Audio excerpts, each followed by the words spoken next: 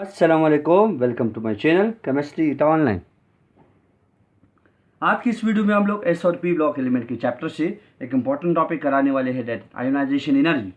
Ionisation energy पर कुछ related question आए हैं, उसको हम सॉल्व करेंगे by mean of short hands. तो चलो स्टार्ट कराते हैं। आयोनाइजेशन एनर्जी हमारे पास क्या होती है कि कहते हैं कि the amount of energy required to remove the valence electron of an isolated gases atom. कि मान लें हमारे पास एक आइसोलेटेड गैसेज एटम हो, उनकी वैलेंस से हम लोग उनका वैलेंस इलेक्ट्रॉन निकाल ले, उस इलेक्ट्रॉन की निकालने के लिए जितनी एनर्जी की ज़रूरत पड़े उस एनर्जी को क्या बोलते हैं? Ionisation energy. फॉर एग्जाम्पल, अगर मैं आपको बता दूं कि यहाँ पर मैंने सोडियम ले रखा कि सोडियम के आखिरी शेल से अगर मैं एक इलेक्ट्रॉन को निकालना चाहूँ तो इलेक्ट्रॉन निकालने के लिए एनर्जी की ज़रूरत पड़ेगी। Mean this reaction is endothermic, मतलब यहाँ पर मैंने पॉजिटिव साइन लगा रखा है, और जितनी एनर्जी की ज़रूरत पड़ेगी वो हमारे पास 496 किलो जॉल पर मोल है। मीन एक मोल सोडियम से हम एक मोल इलेक्ट्रॉन निकालने के लिए कितनी एनर्जी की ज़रूरत पड़ेगी? 496 किलो जॉल की ज़रूरत पड़ेगी। पॉजिटिव साइन इंडिकेट करेगा कि ये रिएक्शन एंडोथर्मिक है। अब जिन फैक्टर पर आयोनाइजेशन एनर्जी डिपेंड करती है बेटा, वो हमारे पास क्या क्या है वो देखते हो। आयोनाइजेशन एनर्जी डिपेंड कराती है एटॉमिक रेडियस पर। आयोनाइजेशन एनर्जी का एटॉमिक रेडियस के साथ रिलेशन इनवर्स है।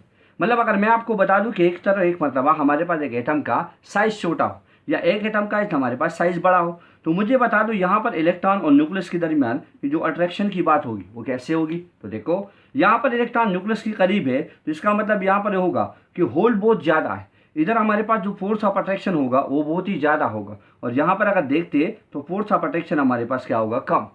अब बता दो बेटा, किसकी इलेक्ट्रॉन निकालना आसान होगा, ए से या बी से? बोलो, तो बी से तो होगा। तो बी से इलेक्ट्रॉन हम आसानी से निकाल सकेंगे और इनको एनर्जी की ज़रूरत तो कम पड़ेगी। तो यहाँ तो बात बिल्कुल वाज़िह हो गई कि जितना हमारे पास साइज बढ़ेगा उतनी ही इलेक्ट्रॉन निकालना आसान होगा, मतलब आयोनाइजेशन एनर्जी की ज़रूरत तो कम पड़ेगी। दूसरा फैक्टर हमारे पास क्या है? That is nuclear charges. मतलब अगर हम ये बात देखते हैं बेटा कि अगर हम left to right periodic table की बेस पर आते हैं तो क्या होता है कि जब हमारे पास न्यूक्लियर चार्जेस बढ़ते हैं तो अट्रैक्शन बढ़ता है। अट्रैक्शन बढ़ने की वजह से क्या होता है बेटा? साइज छोटा हो जाता है, और साइज जब छोटा हो जाता है तो आयोनाइजेशन एनर्जी बढ़ जाती है। मीन इलेक्ट्रॉन को निकालना मुश्किल होता है। तो न्यूक्लियर चार्ज के साथ मतलब ये क्या है कि ionization energy is directly proportional to Z effective. Z effective mean effective nuclear charges. जितना न्यूक्लियर चार्ज बढ़ेगा उतना आयोनाइजेशन एनर्जी भी बढ़ेगा। तीसरा टर्म हमारे पास स्क्रीनिंग कांस्टेंट है। मतलब हमारे पास ये बात है कि अगर जितनी हमारे पास स्क्रीनिंग कांस्टेंट मतलब वो शील्डिंग इफेक्ट जितना एक एलिमेंट में हमारे पास बढ़ता है तो वो क्या होगा बेटा? आउटर इलेक्ट्रॉनों पर जो होल्ड न्यूक्लियस का होता है वो कम हो जाता है। तो उसकी वजह से क्या है कि जितना हमारे पास शील्डिंग इफेक्ट या स्क्रीनिंग कांस्टेंट ज़्यादा होगा उतनी ही इलेक्ट्रॉन निकालना आसान है, उतनी ही हम लोग क्या करेंगे बेटा? इलेक्ट्रॉनों को आसानी से निकाल सकते हैं। आयोनाइजेशन एनर्जी की ज़रूरत तो कम पड़ेगी। तो आयोनाइजेशन एनर्जी का रिलेशन स्क्रीनिंग कांस्टेंट के साथ इनवर्स है। और चौथा फैक्टर यह है बेटा कि हमारे पास हम देखते हैं तो ionization energy is directly related toward stable electronic configuration. अब स्टेबल इलेक्ट्रॉनिक कन्फिग्रेशन में क्या होगा कि हमारे पास जो फुल फिल ऑर्बिटल होता है उससे मतलब इलेक्ट्रॉन को निकालना काफ़ी मुश्किल होता है, तो उसकी आयोनाइजेशन एनर्जी सबसे ज़्यादा, देन हाफ फील्ड की, and then partial filled orbital की। अब आती बेटा किस पर क्वेश्चन को सॉल्व कराने। हमारे पास जो पहला क्वेश्चन दे रखा है वो कहते हैं कि which of the following element has the largest second ionization energy. इसमें से हमारे पास चारों में से कौन सा एलिमेंट है जिसका ionization energy, second ionization energy सबसे ज़्यादा? तो बेटा पहला दिया option oxygen, then fluorine, then sodium, then nitrogen, और ये ईटा 2019 का क्वेश्चन। अब आते बेटा कि हमारे पास जो ऑक्सीजन है तो ऑक्सीजन का इलेक्ट्रॉनिक कन्फिग्रेशन क्या है बेटा? हम बोलेंगे 1s2, 2s2 और 2p4। तो अब देख तो बेटा हमारे पास क्या है? 4 इलेक्ट्रॉन है पी सब शेल में, तो हम लिखेंगे ये 1, ये 2, ये 3 और ये 4। ठीक है, अब सबसे पहले कन्फिग्रेशन को पूरा करा दे। फ्लोरीन की अगर हम बात करेंगे तो क्या हो जाएगा बेटा? फ्लोरीन का हमारे पास एटॉमिक नंबर 9 है, तो 1s2, 2s2, 2p5। तो यहाँ पर हो जाएगा बेटा हमारे पास 1, 2, 3, ये 4, ये 5। अगर हम सोडियम की बात करा दे तो क्या हो जाएगा बेटा? हमारे पास सोडियम का इलेक्ट्रॉनिक कन्फिग्रेशन एटॉमिक नंबर 11, तो हम बोलेंगे 1s2, 2s2, 2p6 और यहाँ पर है 3s1। मतलब हमारे पास पी कंप्लीटली भरा हुआ है, 1, 2, 3, 4, 5, 6 और एक इलेक्ट्रॉन एस सबशेल में। और अगर हम नाइट्रोजन की बात करा दे तो हमारे पास क्या है बेटा? दैट इज 1s2, 2s2 और 2p3। तो मतलब हमारे पास पी सबशेल में 3 इलेक्ट्रॉन है। अब क्या बोल के रखिए आपको बताया गया कि सेकंड आयोनाइजेशन एनर्जी, इसका मतलब ये है कि सारे एलिमेंट से एक एक इलेक्ट्रॉन निकल चुका है। तो यहाँ से एक हटाइए, यहाँ से मैं एक हटा देता हूँ, यहाँ से एक इलेक्ट्रॉन को हटा दीजिए और यहाँ से मैं एक इलेक्ट्रॉन को हटा देता हूँ। अब आप लोग मुझे बता दो कि यहाँ पर हमारे पास जो कन्फिग्रेशन बच गई वो कैसे रह गए। अब यहाँ पर आप पार्शियल फील्ड देख दो। पार्शियल फील्ड का मतलब क्या होगा कि आधे से ज़्यादा बड़ा होगा या आधे से कम बड़ा होगा। तो ये देख लो बेटा, ये हमारे पास आधे से ज़्यादा बड़ा है, तो इसको थोड़ा इग्नोर कर दीजिए, ये ऑप्शन हमारे पास हो जाएगा रिजेक्ट। ये वाला देखते हो बेटा नाइट्रोजन का, ये हमारे पास हाफ फील्ड से कम है, मतलब आधे से कम है, तो ये वाला भी हटा दीजिए।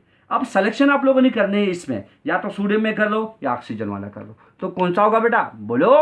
तो हम लोगों ने तो बोल दिया कि स्टेबल इलेक्ट्रॉनिक कॉन्फ़िगरेशन हमारे पास आयनाइजेशन एनर्जी के साथ डायरेक्टली रिलेटेड है। मीन जितना हमारे पास फुल फील्ड होगा उसका आयनाइजेशन एनर्जी सबसे ज़्यादा होगा, मतलब उससे इलेक्ट्रॉन निकालना मुश्किल होगा, then half field.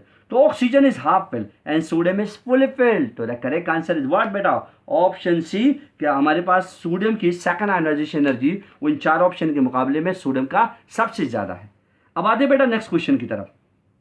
Next question हम लोग को क्या दे रखा है वो देख लीजिए कि इनमें हमारे पास कौन सा एलिमेंट है जिसके फर्स्ट आयनाइजेशन एनर्जी सबसे कम है। तो यहाँ पर दे रखा है नाइट्रोजन, ऑक्सीजन, कार्बन, बोरॉन।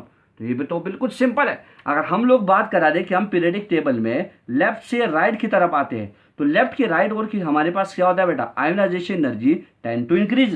क्यों? क्योंकि हमारे पास एटॉमिक रेडियस घट जाता है, और हम लोगों ने बोल दिया कि एटॉमिक रेडियस के साथ इनका रिलेशन इनवर्स है। तो अब देख तो बेटा, इसको तरतीब से लिखवा देते हैं। बोरॉन 5, कार्बन 6, ऑक्सीजन हमारे पास क्या है बेटा, नाइट्रोजन 7 और ऑक्सीजन 8।